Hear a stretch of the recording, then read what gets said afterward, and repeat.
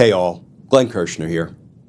So friends, I sure hope you got to participate in a No Kings rally near you. It was so energizing, reinforcing the reality that millions of Americans are standing against the aspiring dictator, the orange autocrat, the wannabe king. Friends, I was really fortunate. I had the privilege of addressing the crowd right before the march into D.C. And when I looked out over that sea of people, I was inspired, I was energized, and I was humbled. Now, I'll be honest, the challenge for me was the event organizers told me, okay, Glenn, you've got 3 to 5 minutes to address the crowd. And I said, whoa, I am very long-winded. 3 to 5 minutes? But I did my best, and as you're going to see in a minute, I'm going to show a clip of my comments to the crowd. I think I brought it in like 4 minutes and 51 seconds. And the other thing that was really fun for me personally was at the rally, I got to meet so many of our community members. What do I mean by community members?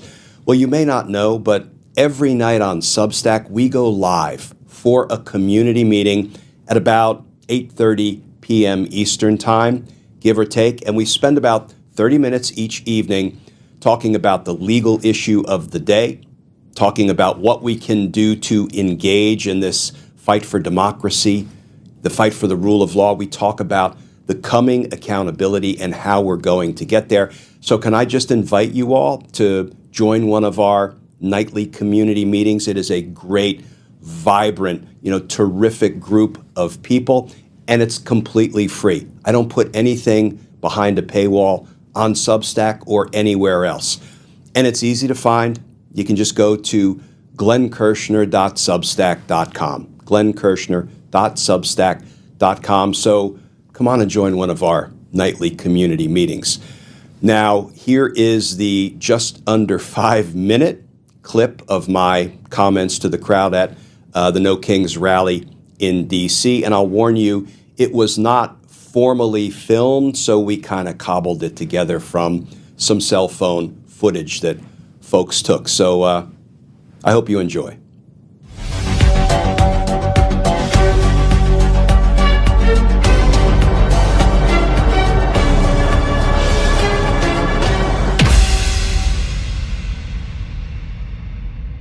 Prosecutor and former federal prosecutor, current legal analyst. He spent 24 years in the U.S. Attorney's Office in Washington, D.C., including a number of years as chief of homicide.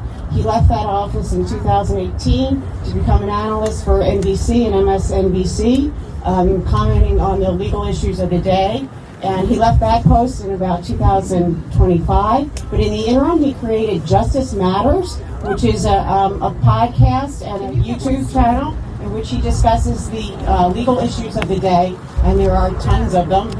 You may have heard them. You can hear them every evening, I think around 8:30 or so.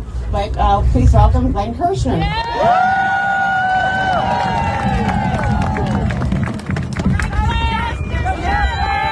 Good morning, Justice Warriors! Good morning, Justice Warriors! All right, as the great Patrice Kopostansky of the third act, give it up for Patrice in third act. As she just said, I'm a career federal prosecutor, first in the Army and then across the river at my beloved Department of Justice at the U.S. Attorney's Office for the District of Columbia. So I'm a rule of law guy. And central to the rule of law is accountability. Yes. But there is someone across the river who thinks accountability doesn't apply to him. That is the aspiring dictator. That is the orange autocrat. That is the wannabe king. But guess what? We don't have any kings here in America. And you know what? He's not above accountability. And you know how we know he's not above accountability? The courts are holding him accountable. We, the people, are holding him accountable. The people who sit in grand juries and in trial juries right up the street in federal court, that's we, the people. And what are they doing? They are rejecting Donald Trump and his dirty DOJ's leadership to try to prosecute the innocent, to try to vindictively prosecute Trump's perceived enemies. Grand jurors and trial juries are holding him accountable. You know who else is holding him accountable? We are! We are! We are! How are we holding him accountable? We're standing up, we're speaking out, we're staying strong, we're marching and rallying and protesting. We are using our First Amendment free speech rights and our right to assemble to petition the government for a redress of grievances. And we got some damn grievances now, don't we? That's right. You know how else we're going to hold him accountable? Midterms. And we are going to get out in numbers too big to rig and too real to steal. We are going to take the House. We are going to take the Senate. And then it's on to the general election. And you know what else we're going to take in 2028? We're going to take the White House. And when we take the White House, we're going to get our accountability on. We are going to hold Donald Trump and all of his criminal associates, that junk drawer of a cabinet that he put together, we're going to hold them accountable. And the way we're going to do it is at the Department of Justice. We're going to have no Merrick Garlands. We're going to have nothing but Jack Smiths. And we are going to go scorched earth accountability. We've dropped the accountability ball before, but we're not going to do it again. So, y'all, let's get our march on. Let's fight. Let's fight. Let's fight.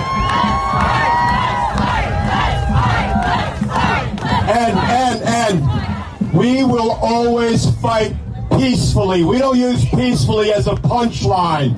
That is our sworn goal, is to fight peacefully. You know what? Because when we fight, we win. When we fight, we win. When we fight, we win. And friends, vote yes. April 21st, vote yes.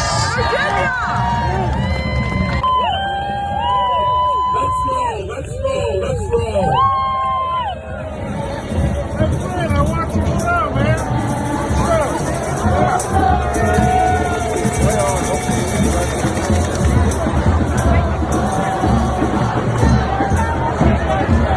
Thank you. Thank you.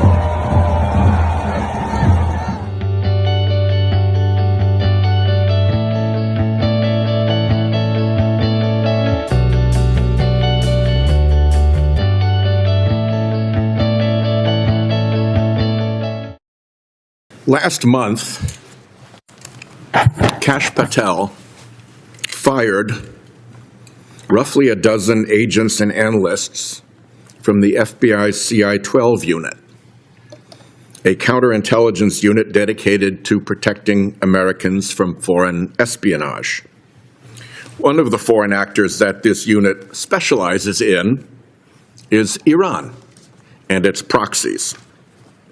According to CNN, this unit was, and I quote, instrumental in tracking potential threats after the first Trump administration killed a top Iranian official in 2020. Just days after Patel fired these agents, President Trump started a war in Iran that has already led to the deaths of at least 13 American service members. If it seems like a bad decision to fire career law enforcement professionals who specialize in defending against Iranian threats just days before we start a war with Iran? That's because it is. And it's even worse when you consider why Patel fired these agents. These agents had been assigned to Jack Smith's investigation into Donald Trump's illegal hoarding of classified documents at Mar-a-Lago. Patel claims that as part of that investigation, Jack Smith issued grand jury subpoenas for toll records for Patel and for Susie Wiles when they were private citizens. Patel also insists that the FBI recorded one of Wiles's phone calls, which her own attorney has denied. If you ask anyone with law enforcement experience to react to news that the FBI may have sought these toll records, the response is simple. Of course they did. Virtually every investigation involves subpoenas for toll records for any number of reasons. Sometimes it's to construct a timeline of events. Sometimes it's to rule out wrongdoing. Sometimes it's to prepare for a witness interview. Sometimes it's to help understand the scope of a conspiracy. In fact, the first Trump DOJ did the same thing Republicans have criticized Jack Smith for doing, getting the toll records of members of Congress, following the DOJ policies then in place, and getting non-disclosure orders. Here's what Chairman Grassley said at the time. Investigation into members of Congress and staff are nothing new, and the Justice Department has specific procedures for such sensitive investigations. Apparently, when the Trump DOJ does it, it's nothing new. When Jack Smith does it, it's a modern Watergate. With Patel, it's obvious why Jack Smith was looking at him. Patel made himself a fact witness in that investigation. He went on podcasts bragging about how he planned to post classified information online at Donald Trump's direction, and how he'd personally witnessed Donald Trump declassify records. We have known for years that Smith was looking into Patel's role because Smith subpoenaed Patel to testify before a grand jury. Where is Patel's grand jury testimony? Why is that still hidden? The same goes for Ms. Wiles. Wiles is referenced in the indictment against President Trump because Trump showed her classified documents when she didn't have a security clearance. The same month that indictment came out, the PAC Wiles ran received its highest payment ever from the Trump campaign. That's another thing that any investigator worth their salt would take a close look at. The same goes for the rest of the subpoenas my colleagues on the other side want to talk about today.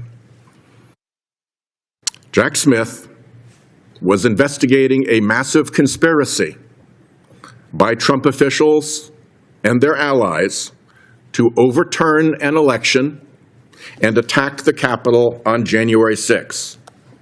Is anyone surprised that he issued subpoenas as part of that investigation? And why? As Smith told the House Judiciary Committee under oath, his investigation, quote, involved interviewing and subpoenaing records of Republicans because that's who Donald Trump sought to prey on to stay in office. Somebody geared up the Republican Attorneys General Association, or RAGA, to sponsor the rally that turned into the riots on January 6 and pay for robocalls, urging people to march to the Capitol building and fight to protect the integrity of our elections. Jeffrey Clark, who worked at DOJ at the time, tried to convince the Department of Justice leadership to send a letter to try to overturn the election results in Georgia. President Trump almost made him acting attorney general because Clark was willing to help Trump try to overturn the election. Pretend for a minute that Jack Smith and all the DOJ and FBI officials who helped his investigation did do something wrong. What would real oversight look like? Well, first, Republicans would accept Jack Smith's offer to testify before this committee under oath, instead of holding a series of hearings on conspiracy theories without anything new to say. Why not call him? Hear it from the man himself. Second, Republicans would let us see Jack Smith's full report on his investigations into President Trump. We only have Volume 1, which explains the subpoenas he issued in the 2020 election interference investigation. We still need Volume 2 on his classified documents crimes investigation. Democrats on this committee have asked DOJ to give us Volume 2, but Republicans have been silent as President Trump and his MAGA DOJ have fought to bury the report. Third, Republicans would oblige Kash Patel to tell us what he told the grand jury in that classified documents investigation. They might also hold Patel accountable for misleading this committee in sworn testimony. I've asked Patel multiple times under oath to describe his testimony to us, as Rule 6E plainly allows. First, he said he couldn't because it was under seal by the Chief Judge for the U.S. District Court for the District of Columbia. Turns out that very Chief Judge later said that nothing was preventing Patel from divulging his testimony to this committee as the rule allows. So that testimony was false. When Patel came back, he told another lie, this time that he had already released the transcript of his testimony. Here's the transcript he might have been talking about. As you can see from reading it, oh, wait a minute, you can't read it because it's almost completely redacted. And it's not even from the right hearing. This is from the time Patel appeared before the grand jury in the Mar-a-Lago classified documents crimes case to assert his Fifth Amendment rights because he was afraid of being prosecuted. The testimony that he actually ended up giving once his Fifth Amendment plea was accepted and he was immunized, we have never seen. If this committee is so interested in Jack Smith's investigation, it should want to know what Patel had to say in that investigation, why he was so afraid to say it, and why he's so afraid to tell us about it now, and instead repeatedly lies to this committee. I'll close by talking about what this hearing should be about. Those counterintelligence agents Kash Patel fired aren't the only career law enforcement officials forced out by this administration, nor are they the only ones purged because they were assigned to investigate President Trump's crimes.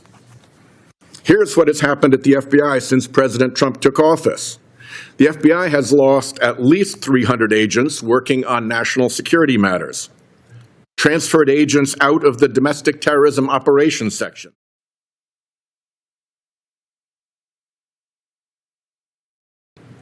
disbanded the Foreign Influence Task Force, and instructed joint terrorism task forces to work on immigration cases. At DOJ, more than 6,000 employees have left, The National Security Division has lost up to 1/3 of its leadership, half the line prosecutors in the counterterrorism section, and half the workforce in the counterintelligence section. Attorney General Bondi disbanded DOJ's Task Force Capture, Kleptocracy Team, and Kleptocracy Asset Recovery Initiative. It is the same story throughout the administration, where conspiracy theories and obsessions with revenge are decimating the career law enforcement who protect us against national security threats. Major cuts at the Office of the Director of National Intelligence. Laura Loomer forcing out the heads of the NSA and U.S. Cyber Command. DHS gutting its Office to Prevent Domestic Terrorism and putting a 22-year-old with no experience in charge. And cutting the workforce of CISA, which protects us from cyber security threats from bad actors like Iran. Americans are made less safe every time this committee holds a hearing promoting fake outrage about Jack Smith and denigrating FBI and DOJ professionals. Every time MAGA influencers like Laura Loomer convince the president to fire agency heads. And every time Kash Patel fires FBI experts because he wants to distract from his own incompetence, his wasting of taxpayer dollars to fly around the world on a private jet, his partying at the Olympics, or his undermining of the FBI's own investigation. Instead of chasing conspiracy theories down rabbit holes, that's what we should be focused on.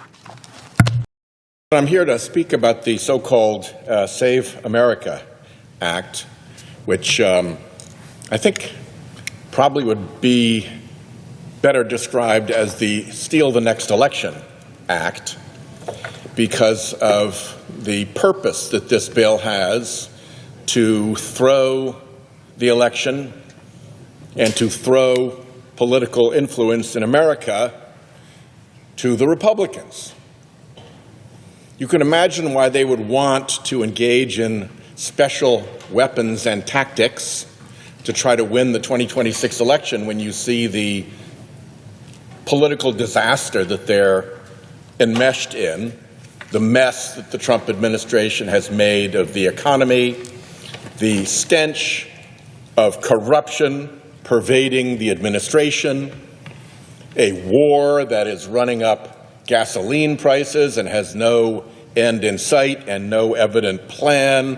Wherever you look, you see a party in complete disarray, with Americans angry, frustrated, and befuddled by the nonsense, and an election coming. So, of course, they want to change things at the ballot box. Now, where would you go to test that proposition, that the purpose of this bill is to throw elections to the Republicans? Who might have a view on this that we should listen to? Oh, right, the President of the United States, the one who's caused Republicans the political catastrophe that they have looming from the disastrous second term that he has inflicted on this country. Republicans have to win this one, he said. Get this bill passed, is what he's talking about. Republicans have to win this one. We'll never lose a race for 50 years. That's how much the president thinks this bill will tank American elections in favor of him and his billionaire donors, who already have way too much influence in our politics. He's talking about us here, Democrats. We know. They know if we get this, if Republicans get this bill, they probably won't win an election for 50 years, maybe longer. This is the President of the United States, the head of the Republican Party, the person most responsible for the mess that Americans are rejecting. And he's being pretty candid about what the purpose of this bill is. It's to throw the election.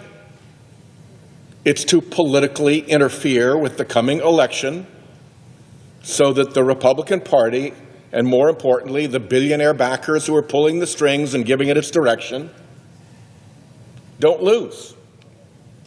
Don't see split government. Don't see compromise. Don't see Congress in the people's hands again. Republicans have to win this one, he said. We'll never lose a race for 50 years. And this isn't about political influence with comments like that from the head of the Republican Party. You may think he's thinking about some dim and distant future, perhaps, that this effort on the floor of the Senate right now to throw the election to the Republican Party isn't immediate. Whoops, there he goes. It will guarantee the midterms. Guy says the quiet part out loud. I'll give him that. He tells Republicans, you're going to win the midterms at levels that you can't even believe. How would you win the midterms at levels that you can't even believe? Well, you probably can't believe that you'd win the midterms based on current polling, as Americans reject the wars, the spending, the waste, the corruption, the cost increases. You can't even believe it unless you get this bill. Unless you're going to get this bill, and then you're going to win every election for a long time.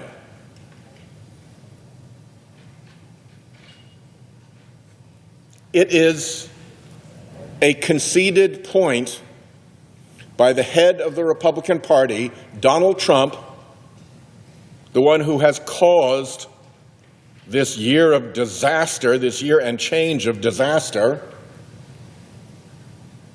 that the whole purpose of the exercise we're going through is to lock in Republican control. More wars, higher costs, worse corruption, by making elections unwinnable for Democrats for 50 years, by guaranteeing Republicans the midterms. So let's not pretend there's some high and mighty, civic-minded motivation for this. That's just the screen. Behind the screen, Trump can't help himself. He admitted what this is all about. It will guarantee the midterms. You're going to win the midterms at levels that you can't even believe, and you're going to win every election for a long time.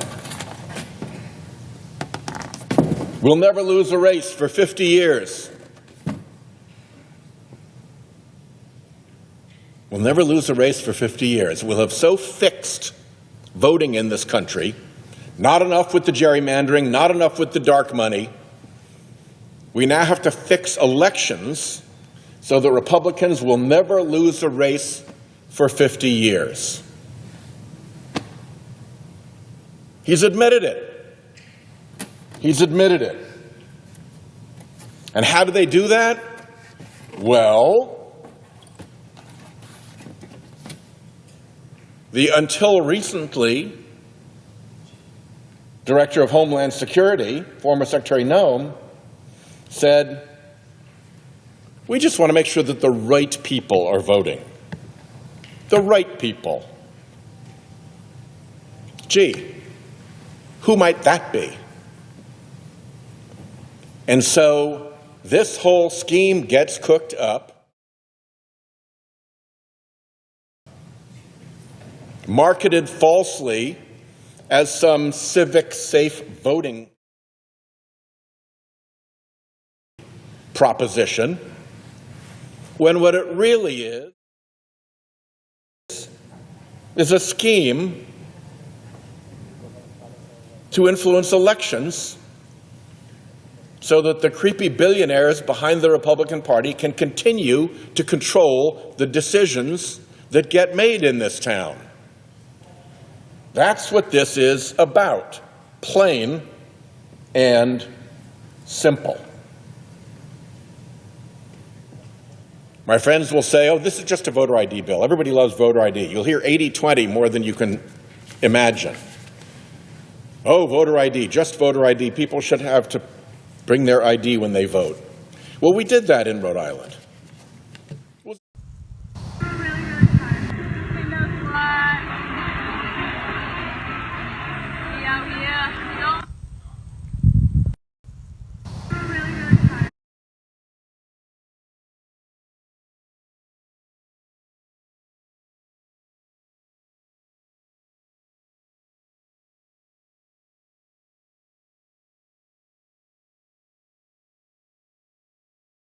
Bit of a pain. You can imagine an individual person, let's say a 80-year-old woman, widow, living alone, living in, say, a senior high-rise in Providence or in Pawtucket. She's not traveling. If she had a passport, it's lapsed. You know this. You have some of these socialist wackos. They want to double and triple your taxes, and that won't come close to paying for it. They want to knock down all buildings in Manhattan and rebuild them without windows.